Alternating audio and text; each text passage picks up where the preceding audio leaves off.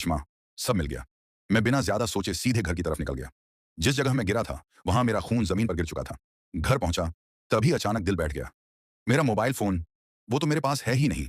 याद आया, वो उसी जगह गिर गया था जहां मैं गिरा था, कब्रिस्तान के सामने। रात काफी हो चुकी थी। दिल मना कर रहा था, लेकिन मजबूरी थी। मैं दोबारा बाइक लेकर उसी जगह की तरफ निकल पड़ा। जैसे ही उस जगह के पास पहुंचा, मुझे कुछ अजीब सा जानवर हिलता हुआ दिखाई दिया।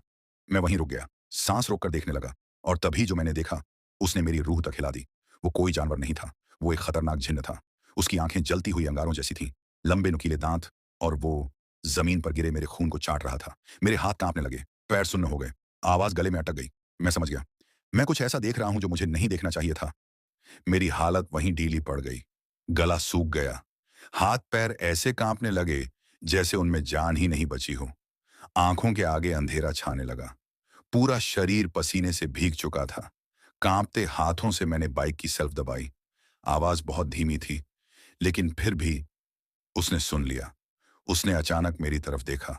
उसकी आंखें चमक रही थीं, मुंह से दो लंबी जीभ बाहर लटक रही थीं, कान खड़े थे, बड़े, नुकीले। मैं बेहोशी के करीब था, बाइक संभली नहीं, और मैं वहीं गिर पड़ा। वो झिन्न गुर्राने लगा, धीरे, बहुत धीरे मेरी तरफ बढ़ने लगा। मैंने उम्मीद छोड़ दी थी, खड़ा होना तो दूर, हिलने की भी ताकत नहीं थी। तभी दूर से किसी के आने की आवाज सुनाई दी। मेरी नजर उधर गई।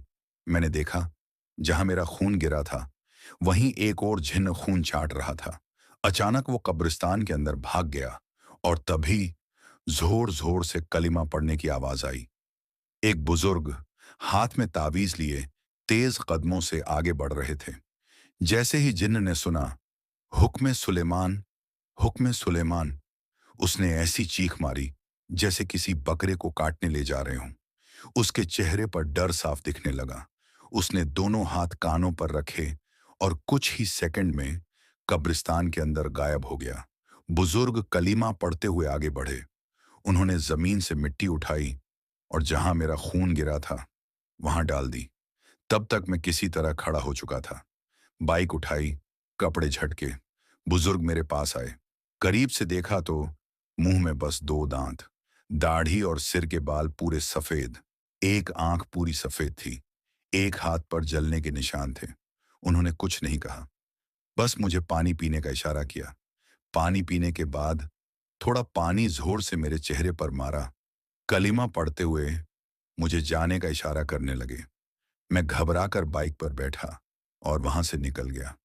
पीछे मुड़कर देखा तो बाइक की आवाज के अलावा सिर्फ एक आवाज थी, हुक्म सुलेमान, हुक्म सुलेमान।